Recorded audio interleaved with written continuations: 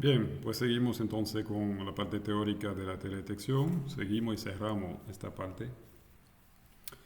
Primeramente vamos a cerrar el tema de la resolución. ¿Se acuerdan que hay cuatro tipos de resoluciones? La resolución espacial, la resolución radiométrica y la resolución espectral, de eso ya hemos hablado. Y ustedes han visto cómo aprovechar la mejor resolución espacial y espectral posible de un mismo sensor a través del Pan-Chalpeny. Terminamos brevemente con esta diapositiva para hablar de la resolución temporal, que básicamente es el tiempo en que un territorio en la superficie terrestre, puede ser por ejemplo la República Dominicana, esté cubierto por el barrido de un mismo sensor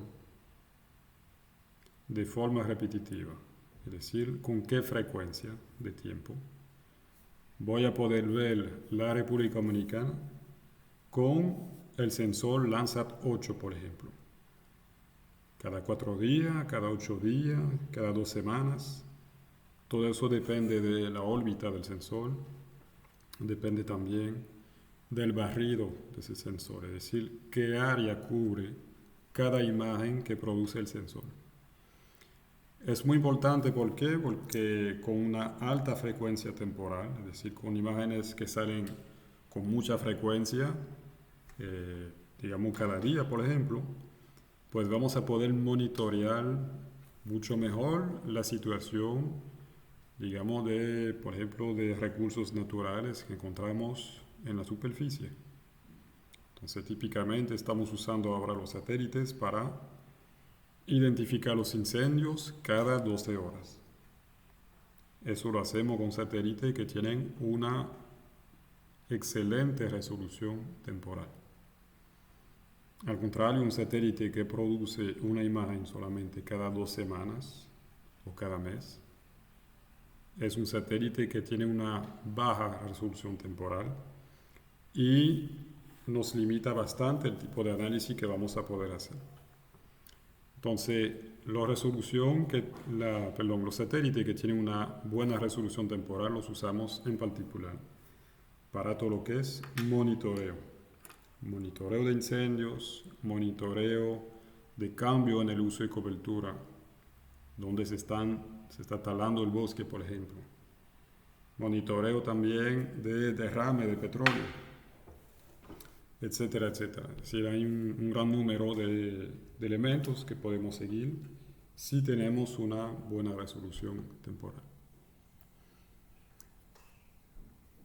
Aquí que estamos viendo en esta imagen simplemente el barrido de un sensor, aquí el sensor MODIS. Ustedes ven que cuando el satélite pasa encima de la Tierra, por ejemplo aquí con una órbita que va de sur a norte, generalmente sería más bien de norte a sur, en este caso no importa, cada imagen cubre unos 1000 a 2000 kilómetros de ancho, unas bandas así de 1000 a 2000 kilómetros de ancho, lo que nos permite rápidamente poder volver a cubrir todo el planeta y por lo tanto al otro día poder de nuevo pasar encima de la misma zona. Aquí en esta imagen, Australia. Al contrario, si tengo un satélite con un barrido mucho más estrecho, ustedes entienden que el satélite va a tener que dar más vueltas para terminar de cubrir todo el espacio terrestre y por lo tanto la resolución temporal va a ser más mediocre, digamos. Esta imagen nos muestra también que la resolución temporal depende también de la latitud. Por aquí pasa el Ecuador. Ustedes ven que aquí tenemos unos huecos. Es decir, que el satélite pasó varias veces encima de la Tierra para cubrir diferentes lugares. Cubre muy bien el polo norte y el polo sur. Ahí no tenemos ningún hueco, es decir, que la imagen con su barrido puede volver a pasar varias veces sobre el mismo lugar. Al contrario, a nivel del Ecuador, tenemos huecos, significa que vamos a tener que esperar más tiempo para terminar de cubrir estos espacios que están aquí en negro. Entonces nosotros que estamos en la zona intertropical estamos en esta situación, en la situación en que la resolución temporal para esta parte del globo es, digamos, peor que la resolución temporal para los países templados y las zonas polares. Pasamos a la introducción sobre los modos de adquisición y las órbitas. ¿Cómo se adquiere la información concretamente? Lo que tenemos en el satélite es un sensor que es básicamente un radiómetro, un aparato que mide la radiometría, que mide las radiaciones electromagnéticas y en función de la energía que llega al sensor le asigna un valor. El radiómetro, en concreto es una matriz de celdas que permite al final producir una imagen, que es una matriz de píxel. Y esa matriz está hecha de semiconductores. Básicamente son elementos sensibles a las ondas electromagnéticas reflejada o emitida por los objetos que están en la superficie terrestre. Y lo que hace el aparato es que cuando capta unos fotones, cuando capta una energía, transforma esa energía en un valor digital, un valor que podemos archivar como una imagen. Ese valor se llama un conteo digital o en inglés un digital number, DN. Es decir que si se acuerdan los valores que veíamos en la imagen, que hicimos toda una práctica con eso y pusimos los valores del conteo digital por encima de cada celda, de cada píxel, mejor dicho, de la imagen, pues esos valores son, digamos, una traducción de lo que recibió la celda sobre ese lugar para pasar de un nivel de energía a un valor numérico, por ejemplo, entre 0 y 255, si está codificado en 8 bits. Para diferenciar los, entre comillas, colores, es decir, las bandas espectrales, esas radiaciones van a pasar por un prisma o un sistema de filtros que son espejos que reflejan, por ejemplo, la luz roja, pero dejan pasar las demás. Todo eso para separar la luz que entra por el sensor, que entra al sensor, para poder orientar parte de esa luz hacia un sensor que permite crear la banda azul, otra parte de esa luz hacia un sensor que permite crear la banda verde y así sucesivamente. Y poco a poco crear diferentes bandas. Aquí tenemos una fotografía de esos sensores que están montados en los satélites que tienen el nombre de CCD, Charge Coupled Device. Básicamente en los celulares que ahora usamos tenemos este tipo de sensor. Es decir que la imagen que crea el celular básicamente es lo mismo que una imagen satélite y también esas imágenes normalmente están separadas en 3 bandas. Simplemente no lo vemos porque el celular no se recrea una imagen, una composición a color natural, como nosotros lo hicimos con QGIS. Ahí entra la luz incidente. Digamos que aquí tenemos un rayo de luz blanco. Si la luz es blanca significa que tiene todos los colores del espectro que están llegando al sensor. Si nos quedamos con los colores primarios, significa que tenemos dentro de esa luz blanca una luz roja, una luz verde y una luz azul. Y lo que queremos hacer es separar esos colores para que solamente, en este ejemplo aquí, la luz roja pueda imprimir su energía sobre el CCD, sobre el sensor. Es decir, que esta celda aquí va a captar solamente la luz roja. ¿Para qué? Para hacer una imagen de la banda roja. Para hacer eso que vamos a usar unos filtros. Aquí tenemos un primer filtro que sería para, digamos, eliminar los infrarrojos en el caso de que no queramos detectarlo con el CCD. Y aquí tenemos otro tipo de filtro que aquí deja pasar solamente la luz roja para imprimir su energía aquí abajo en el CCD. En la otra celda deja pasar solamente la luz verde para imprimir su imagen en otra celda del CCD, y lo mismo con la luz azul. Es decir, que ese filtro separa tres bandas, la banda roja, la verde y la azul. El CCD entonces capta esas energías y poco a poco va a producir una imagen. Aquí tenemos un tipo de filtro muy sencillo, digamos el más sencillo posible, que se puede usar para filtrar esas ondas electromagnéticas y recrear una imagen a color natural. Este se llama el filtro de Bayer, B-A-Y-E-R, y funciona de esta manera. Abajo en gris tenemos las celdas del CCD, las celdas del sensor.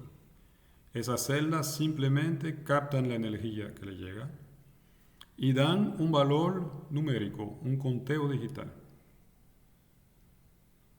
Si capta poca energía, da un valor cercano a cero. Si capta mucha energía, da un valor, por ejemplo, que se acerca a los 255. Bien. Cada celda aquí cubre en tierra un espacio. La luz que llega de la tierra pasa por este filtro,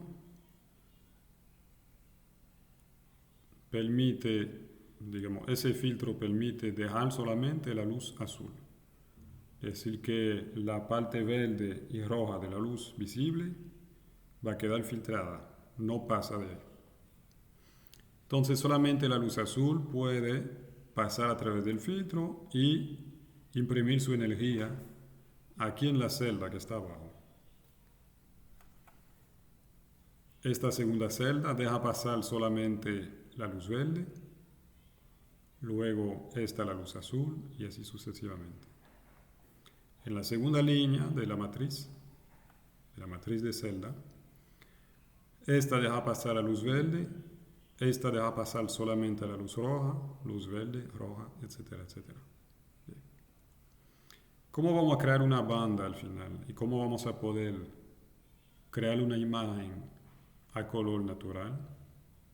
Pues simplemente abarcando esas cuatro celdas, podemos crear una banda verde, una banda azul y una banda roja. ¿Me explico?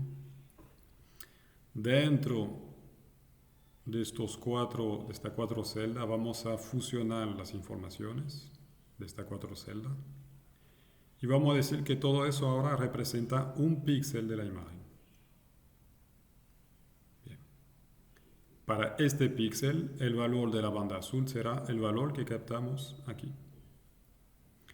Para este píxel, el valor de la banda roja será el valor de la celda, de la energía que captó la celda aquí. Y para crear la banda verde, simplemente vamos a usar el promedio entre el valor que fue captado aquí y ahí. Así pues estamos separando las ondas electromagnéticas en función de su longitud de onda, de su radiometría, es decir, de su color, para tener al final una imagen con 3 bandas. Hay diferentes tipos de sensores, digamos, la forma en que adquieren la imagen en la superficie terrestre. El sensor que hemos presentado hasta ahora, que es el más sencillo, es el sensor matricial. Es decir, que cuento con una matriz de celdas que simplemente queda expuesta a las radiaciones que provienen de la Tierra para imprimir una imagen en base a la energía que captaron esas celdas. Eso lo encontramos típicamente en los aviones, cuando estamos sacando unas fotografías aéreas, como la que sacó el INDRI, el Instituto Geográfico Universitario de la UAST, etcétera, etcétera. Típicamente lo hace con ese tipo de sensor. El problema de este tipo de sensores es que crea unas distorsiones entre las celdas, es decir, hay un problema para calibrar la energía que capta cada una de esas celdas. ¿Me explico? Si volvemos aquí, digamos que en Tierra, esta celda y esta celda están viendo exactamente el mismo tipo de objeto. Están viendo, por ejemplo, la superficie de un lago. En teoría, estas dos celdas deberían de dar el mismo valor, el mismo conteo digital. Digamos que, por ejemplo, en la banda azul, esas dos celdas deberían de dar un valor relativamente alto. Por ejemplo, el valor 100. Sin embargo, esas celdas obviamente no son el mismo objeto. Esas celdas con el tiempo van perdiendo un poco su capacidad en captar los fotones y transformarlo en un conteo digital. Y cada celda se va envejeciendo, digamos, a su ritmo. Entonces puede ser que aunque estas dos celdas estén viendo el mismo objeto, esta me dé el valor 100 y esta dé el valor 90. Es un problema porque justamente lo que queremos después en la imagen es poder identificar bien los objetos y reconocer objetos. Si este me dio el valor 100 y esta celda me dio el valor 90 y quiero ubicar el agua en la imagen, pues a lo mejor aquí voy a pensar que no estoy viendo agua, estoy viendo otro tipo de objeto. Bien. Entonces, para evitar esto, ¿qué hacemos? Estamos tratando de limitar el número de celdas que tiene el sensor. Para eso entonces se inventó el pushbroom. Pushbroom, que es una línea de celda perpendicular a la dirección del vector, es decir, del satélite o del avión. Aquí está el pushbroom. Se mueve en esta dirección y tiene una sola línea de celdas. Funciona como funciona un escáner de documentos que ustedes han visto generalmente encima de una impresora. Funciona de la misma manera. Esto va barriendo encima del suelo. Y poco a poco lo que estamos produciendo es una banda, es decir, que el sensor capta toda esta línea de información en tierra, lo que llamamos el píxel suelo, toda esta línea de píxeles suelo. Luego avanza un poco más y capta de nuevo otra línea y otra línea y otra línea, etcétera, etcétera. Es decir, que al final lo que estamos consiguiendo es una especie de un barrido continuo sobre la superficie terrestre. Bien.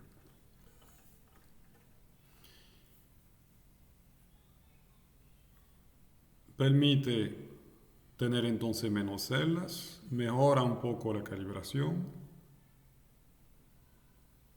Permite también tener un tiempo de exposición corto, porque tenemos como quiera suficiente celda para cubrir todo el espacio que tenemos en tierra. Pero de nuevo tenemos unas cuantas celdas, pueden ser unas miles de celdas. Entonces de nuevo podemos tener problema de calibración entre esas celdas. Entonces una última solución es el Wishbone. En este caso tenemos una sola celda que va a captar energía sobre la superficie.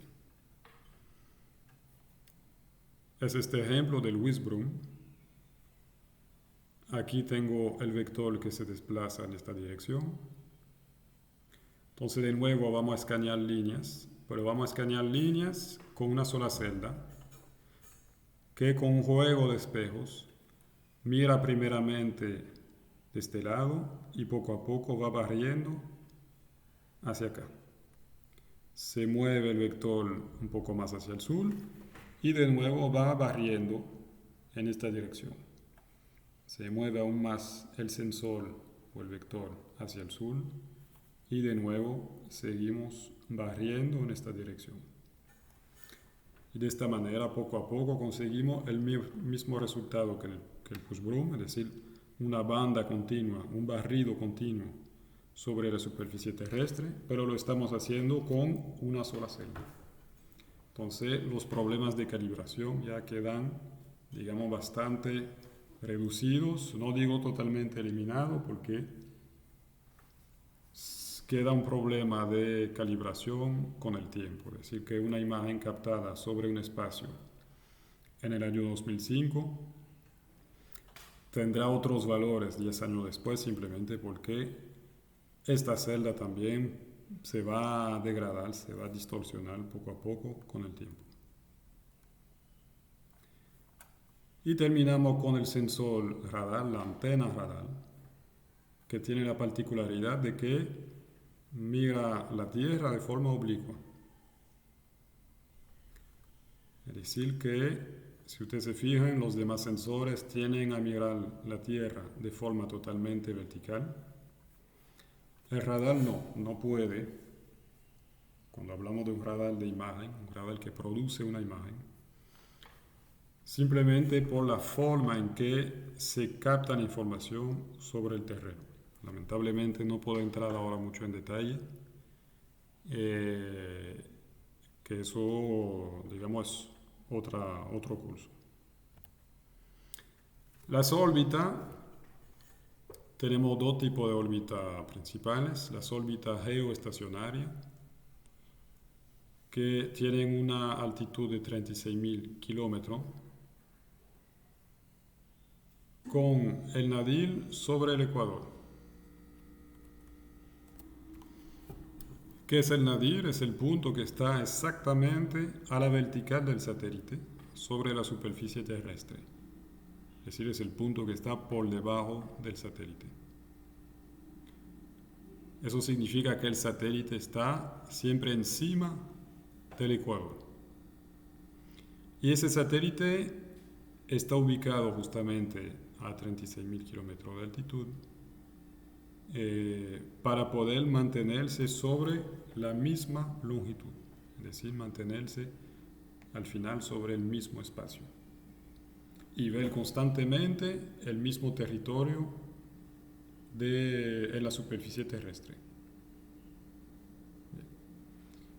Entonces esos 36.000 kilómetros de altitud, digamos que es un valor que no puede ser modificado, no podríamos acercar el satélite por un tema de mecánica newtoniana. Se requiere tener el satélite a esa altitud para que se mueva, digamos, al mismo ritmo que la rotación terrestre. ¿Me explico? La idea es esta entonces, que el satélite siempre se mueva a un ritmo que le permita estar encima del mismo punto. Entonces se mantiene sobre el ecuador, la línea del ecuador, y se mantiene sobre la misma longitud constantemente. Conclusión, el satélite siempre va a ver la misma zona de la superficie terrestre. ¿Cuál es el interés de este tipo de órbita? En particular, la alta resolución temporal. Digamos que estamos aquí en el tipo de órbita que da la mejor resolución temporal posible, simplemente porque el satélite siempre ve lo mismo, siempre ve el mismo territorio. Típicamente, y lo veremos más para adelante, estos satélites dan una imagen cada 15 minutos. Y en teoría podría dar una imagen cada segundo. Otro tipo de órbitas son las órbitas heliosincrónicas y casi polar. Casi polar, ¿por qué? Porque son órbitas que pasan de norte a sur. Ahí el satélite da vuelta alrededor del planeta, pero no pasa exactamente encima de los polos. Entonces estamos en este caso, la Tierra gira sobre su eje de rotación y nuestro satélite tiene una órbita que sigue esta curva aquí. Es decir, que no está exactamente encima del polo norte y del polo sur, pero es sí una órbita casi polar. ¿Por qué la llamamos también heliosincrónica? Porque permite pasar encima de un espacio cualquiera siempre a la misma hora. Es decir, típicamente esos satélites, los satélites ópticos, pasan, digamos, a las 10, 10 y media, 11 de la mañana, cada día, encima de la República Dominicana. Entonces está el satélite sincronizado con el Sol, Helio. Ese tipo de satélite tiene una órbita mucho más baja, 700 kilómetros de altitud, lo que permite tener una mejor resolución espacial. El satélite está más cerca de la superficie terrestre. ¿Cuál es el interés de tener una órbita heliosincrónica y de pasar, por ejemplo, encima de la República Dominicana cada día a la misma hora? Pues simplemente nos permite poder comparar imágenes de diferentes fechas y asegurarnos de que cada imagen haya sido tomada en las mismas condiciones de iluminación. Entonces, si yo tomo una imagen el 1 de enero de 2020 sobre la cordillera central, la tomo a las 10 y media, el sol estará, digamos, levantándose en el cielo y va a provocar unas sombras.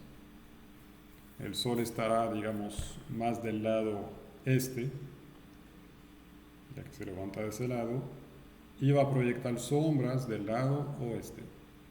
Bien. Quiero comparar la vegetación, las zonas urbanas, cualquier objeto que vea en la imagen, unos meses después, digamos al 25 de marzo de 2020. Pues si mi imagen fue tomada a la misma hora, voy a poder ver las mismas sombras y poder comparar entonces los objetos que veo en las dos imágenes. Si al contrario se me ocurre tomar una imagen que fue captada en la tarde, entonces las sombras simplemente van a aparecer del lado opuesto y será muy difícil comparar las dos imágenes y identificar los objetos que son similares y los que han cambiado. Eso es entonces para los satélites pasivos. Típicamente, vamos a ser más específicos, los satélites pasivos ópticos, los que captan las radiaciones emitidas por el Sol y reflejadas por los objetos. Para los satélites activos, como es el caso del sistema radar, también se usa una órbita heliosincrónica, pero no es por la misma razón. Simplemente en el caso del radar, el radar emite su propia onda. Así que emita esas radiaciones a las 10 de la mañana, a las 4 de la tarde o a las 2 de la mañana, da igual. Pero el satélite sí necesita energía y por lo tanto, perdón, que yo estaba buscando una ilustración, necesita energía y por lo tanto vamos a hacer pasar el satélite radar siempre encima del límite entre día y noche. Es decir que si aquí es de día, del otro lado de la Tierra es de noche, el satélite radar va a pasar siempre de tal manera, siguiendo esta órbita, siempre de tal manera que esté encima del límite entre día y noche. ¿Por qué? Porque de esta manera el satélite puede abrir sus paneles solares y siempre recibir la iluminación solar. Necesita de esa energía para poder emitir su onda radar y funcionar. Si mi satélite radar siguiera la misma órbita que un satélite óptico, decir así, entonces aquí sí podría trabajar, recibe la luz del sol, pero cuando pasa del otro lado, queda simplemente sin energía, quedaría sin energía. Bien. Todo eso para decir que esas órbitas están calculadas en función del tipo de satélite y del uso que le queramos dar a estos sensores.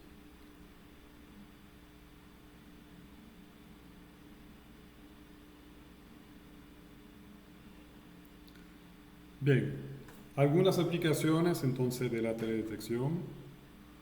Primeramente lo que son los satélites de meteorología y ciencia de la atmósfera.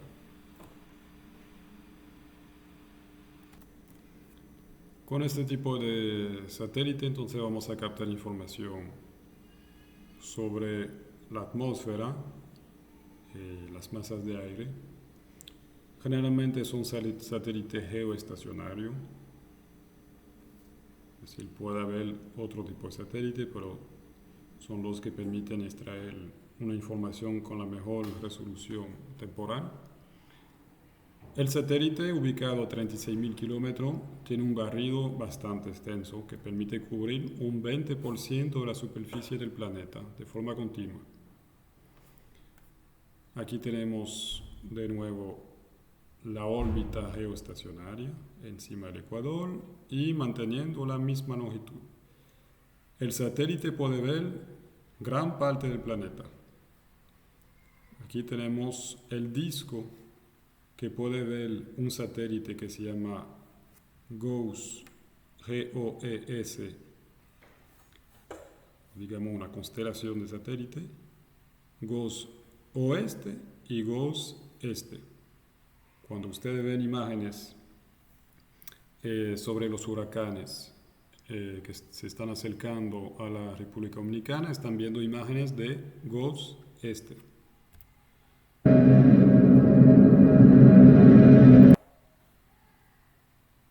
Aquí estamos viendo una animación de muchas imágenes GOES. Acuérdense que ese satélite ve la Tierra de forma continua, cada 15 minutos produce una imagen. Si ponemos esas imágenes una tras de la otra, pues podemos ver cómo va evolucionando el clima de forma continua aquí encima de Australia. De día y de noche con los infrarrojos térmicos. ¿Qué información podemos sacar sobre esas masas de aire? Pues, por ejemplo, la temperatura de esas masas, que es muy importante para poder prever las precipitaciones. La densidad, la contaminación de esas masas de aire, etcétera, etcétera. Es decir, que muchas informaciones podemos extraer de este tipo de imagen.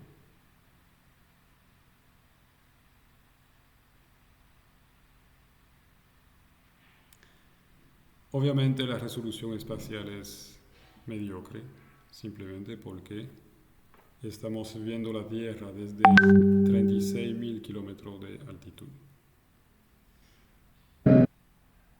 Si quieren ver esas imágenes, como les conté, salen cada 15 minutos. Simplemente se pueden conectar a esta página web, esas imágenes son gratuitas. Y ahí podrán ver el disco del satélite GOES este, es decir, de ese disco que cubre en particular toda la región del Caribe. Y verán las últimas imágenes que fueron captadas hace 15 minutos, más o menos. ¿Qué otro producto podemos sacar de la teledetección? Todo lo que tiene que ver con la oceanografía.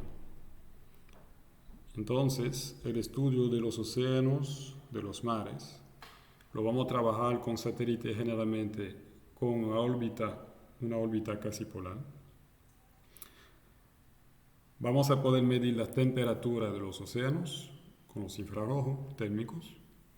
Vamos a poder estudiar las corrientes, detectar la dirección y la fuerza de los vientos, la producción biológica, el plancton en particular, en las corrientes frías y en las zonas polares, la altitud precisa de la superficie, que sea terrestre o del mismo mar, estudiar la banquisa y el inlansis, que es algo muy importante ahora para conseguir informaciones sobre el cambio climático, la crisis climática, ya que sabemos que esta banquisa o el inlansis nos sirve de indicador para evaluar las consecuencias de esa crisis y poder detectar también información sobre la situación pasada como comparación. Y vamos a poder extraer información también sobre la contaminación de esas masas de agua. Aquí entonces un ejemplo de órbita casi polar, heliosincrónica, que vamos a detectar sobre nuestra Tierra, pues por ejemplo, como lo muestra esta animación, vamos a poder detectar la temperatura del agua. Que estoy viendo aquí en rojo, blanco, las aguas calientes y en azul, morado, las aguas frías. ¿Qué estamos viendo con ese satélite Topex Poseidón? Pues estamos viendo la situación del año 97-98 y típicamente estamos viendo el fenómeno del Niño, la inversión de corriente ecuatorial. Es decir, que estamos pasando de una situación normal en que aquí en la parte occidental de América del Sur deberemos de tener lo que se llama un upwelling, es decir, un surgimiento de agua fría de una corriente marina que se llama la corriente de Humboldt, que contiene normalmente mucho plancton y que da toda esa riqueza pesquera a los países de esta costa, es decir, Chile, Perú y Ecuador. Resulta que esta corriente fría que normalmente pasa de este lado de América del Sur es una corriente que impide la formación de nubes y de precipitaciones. Por lo tanto, en esa zona de América encontramos desiertos y zonas muy secas. Cada 5 años más o menos se da una inversión de las corrientes, es decir que en vez de aquí tener una corriente fría y una corriente cálida que se forma en el centro del Océano Pacífico y que se mueve en dirección hacia el oeste, es decir, hacia Asia, Cada 5 años se invierte ese movimiento y tenemos la formación de una corriente cálida que se mueve hacia América y que impide que el agua fría surja a la superficie. Adicionalmente, del lado de Asia tenemos una corriente fría que se forma. ¿Qué consecuencia tiene eso para los países de América del Sur que están de este lado? Pues si de repente tenemos una corriente cálida, eso va a provocar la evaporación del agua del Océano Pacífico en esta zona. Evaporación significa que se van a formar nubes y esas nubes van a precipitar su agua encima de estos países. Entonces zonas que son normalmente muy secas y tienen una vegetación dispersa, una vegetación xerófila, adaptada a la sequía,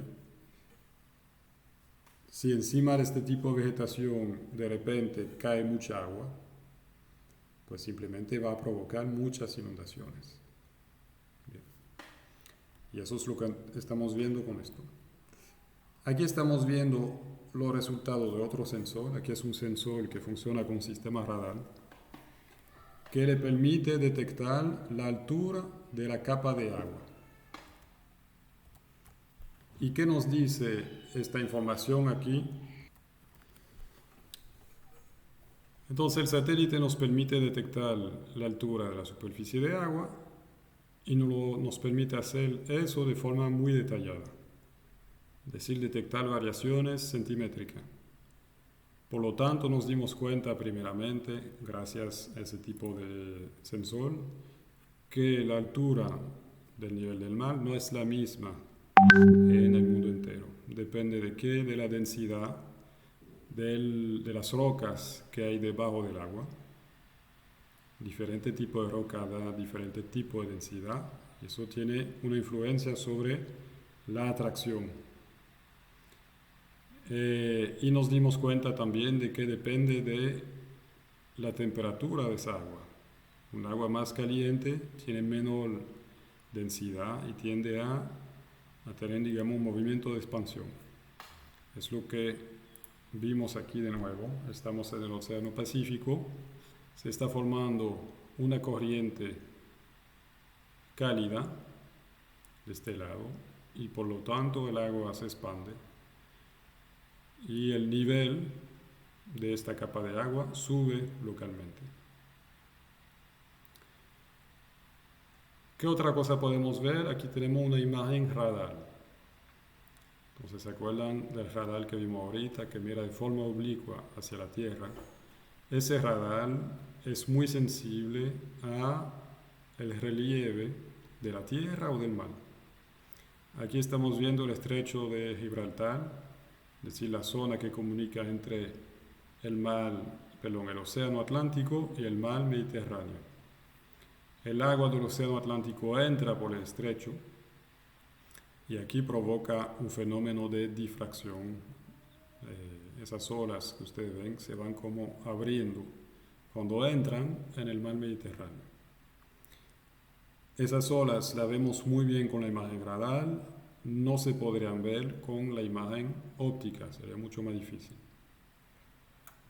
Y simplemente si podemos ver el oleaje con la imagen radar, pues podemos extraer muchas informaciones sobre los vientos. ¿Por qué? Porque en alta mar la dirección y la velocidad de las olas dependen sobre todo del viento que sopla en la superficie del mar.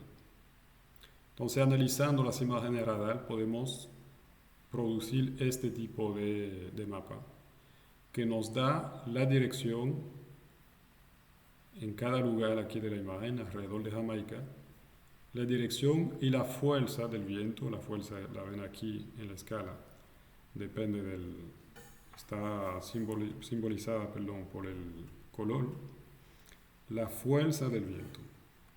Esa información que producen los satélites radar se usa constantemente para navegar. Es decir, que los capitanes de barcos constantemente miran este tipo de información para saber cuáles son las zonas que deben de evitar. Aquí tenemos otra imagen radar. Todo eso es el mar. Aquí la tierra. Y en el centro tenemos una línea negra. Eso corresponde a un derrame de petróleo, es decir, que vamos a poder identificar contaminaciones en el mar. ¿A qué se debe eso? Simplemente a que el sistema radar emite una onda y esa onda, cuando choca con la superficie del mar, queda reflejada en muchas direcciones, inclusive de vuelta hacia el sensor. Entonces, por cada píxel de la imagen aparece una energía. En esta zona donde tenemos un poco de petróleo que está flotando en la superficie del mar, la superficie del mar localmente se vuelve lisa. Por lo tanto, cuando la onda radar entra en contacto con esa superficie, queda rebotada en la dirección opuesta a la antena radar. Conclusión, el radar no capta ninguna energía sobre este espacio y es bastante fácil para nosotros delimitar las zonas que fueron contaminadas por derrame de petróleo. Se le da seguimiento así a los barcos que, para evitar de pagar, simplemente tienden generalmente a limpiar el interior del barco cuando están en alta mar. Es decir, todo lo desecho de petróleo lo tiran en alta mar, sin importar las consecuencias ambientales. Pues con este tipo de imagen y conociendo la ruta de los barcos, podemos determinar cuál fue el barco que provocó ese derrame y poder entregar esas informaciones a la justicia. Aquí que estamos viendo con una imagen óptica, estamos viendo una contaminación de alga en uno de los grandes lagos de Norteamérica, el lago Erie. Y ustedes ven cómo esa concentración de alga es fácil de identificar en la imagen y se puede hasta cuantificar.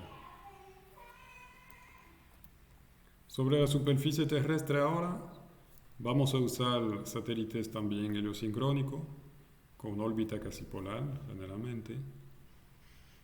Y vamos a usar los sensores de radiometría, o sensores que nos permiten crear bandas espectrales, sensores que permiten captar los infrarrojos térmicos u ondas radar. Tienden a producir unas imágenes con resolución espacial alta y permiten captar información sobre los elementos que están en la superficie, puede ser el tipo de vegetación, los suelos, los relieves, desplazamiento del terreno, etcétera, etcétera. Y si tenemos una resolución temporal correcta, vamos a poder analizar también los cambios entre dos fechas. Aquí estamos viendo el índice de vegetación normalizado, de diferencia de vegetación normalizado, que es una información sobre el estado de salud de la vegetación o el tipo de vegetación. Aquí se están viendo una animación. Ese índice se calculó en base a la banda roja y la banda infrarrojo cercano de un satélite. Y usamos varias imágenes sobre el año 2006, de enero a diciembre, para ver cómo va cambiando ese índice. En particular, aquí nos da mucha información sobre la vegetación que pierde sus hojas. Ustedes ven cómo esa vegetación va desapareciendo de la imagen en los meses de invierno, de otoño a invierno, y como al contrario la vegetación vuelve a aparecer, el índice sube de valor en los meses de primavera y verano. Este índice lo usaremos nosotros para detectar las sequías. Es decir, que volveremos a hablar de esos índices de vegetación. Aquí lo mismo a nivel mundial. Ustedes ven cómo va cambiando el índice de vegetación durante el año. Ese índice está estrechamente relacionado con la actividad vegetativa en la superficie del globo. Aquí tenemos una imagen GOES, ya saben lo que es, ese satélite geoestacionario del 21 de septiembre de 2017, cuando el huracán María estaba encima de Puerto Rico. Los límites que ustedes ven aquí fueron puestos encima de la imagen, es decir que si quitamos los límites artificiales, no estamos viendo absolutamente nada de Puerto Rico, ni tampoco estamos viendo gran cosa sobre la República Dominicana, apenas vemos un pedazo aquí de la provincia de Peravia. Es un problema para nosotros porque si queremos detectar información cuando hay cobertura de nube, con un satélite óptico no podemos. Aquí estamos en una situación particular que es un huracán, pero de forma constante durante el año tenemos ese problema en la zona intertropical, en particular en la zona tropical húmeda. La cobertura de nube es bastante densa y nos dificulta poder ver el terreno que está por debajo. Para eso entonces usamos imágenes radar que tienen la particularidad de ser insensibles a la cobertura de nube. Vemos aquí una imagen radar de la misma fecha. Fue captada el 21 de septiembre de 2017 y ustedes ven que las nubes desaparecieron por completo. Es decir que la onda radar permite atravesar la cobertura de nube y ver lo que hay por debajo. Aquí estamos viendo esa imagen más de cerca y no hay ninguna nube en la imagen. Entonces vamos a poder detectar en particular las zonas inundadas en tiempo real debajo del huracán. ¿Qué estamos viendo aquí? Estamos viendo otro huracán que pasó al norte de Puerto Rico en agosto del año pasado. Y en realidad aquí no estamos viendo el huracán, es una imagen radar. Por lo tanto no estamos viendo nube, estamos viendo la superficie del mar que está debajo de la cobertura de nube. Y el mar, como dijimos, la superficie del mar depende mucho de los vientos que están en su superficie. Es decir, que el mar cogió exactamente la misma forma que los vientos provocados por el huracán que está encima. Aquí estamos viendo un conjunto de volcanes detectado por la imagen radar. De este lado vemos muy bien el oleaje, vamos a poder detectar de nuevo información sobre la dirección y la fuerza de los vientos. Y aquí estamos detectando muy bien la información sobre el relieve del volcán. Todo eso es un cono volcánico. Aquí está el tope del volcán y aquí tenemos un campo de escorias, de todo ese material, digamos, tirado por el cráter del volcán, que se acumula en una pendiente de unos 30 a 35 grados. Y fuera de ahí usted ve muchas parcelas geométricas, rectangulares o cuadradas. Esos son parcelas agrícolas que aprovechan los suelos fértiles que hay alrededor de un volcán, simplemente porque el volcán tiende a producir unas rocas que contienen muchos minerales que van a permitir, cuando se mezclen con materia orgánica, producir un suelo muy fértil. ¿Qué otra cosa podemos hacer con la imagen radar? Pues vamos a poder usar dos imágenes radar tomadas, digamos, desde dos puntos de vista ligeramente diferentes. Y vamos a poder jugar con la fase de la onda. No voy a entrar en detalles, pero eso se llama la interferometría radar. ¿Y qué permite hacer eso? Esa interferometría radar permite detectar muy bien el relieve de la superficie terrestre. Es decir, que vamos a poder detectar las altitudes y crear modelos digital de terreno que ustedes verán con QGIS. Entonces vamos a poder dibujar el relieve del terreno y vamos a poder detectar también movimientos de terreno. Es decir, que si se da un terremoto, por ejemplo aquí tengo una falla sísmica, hubo un terremoto, vamos a poder detectar cuáles son los cambios de altitud que hay alrededor de esa falla. Y esos cambios los vamos a detectar a nivel milimétrico. Es decir, que si aquí el terreno subió de, digamos, 20 milímetros, lo vamos a poder detectar desde el satélite que está a 700 kilómetros de altitud.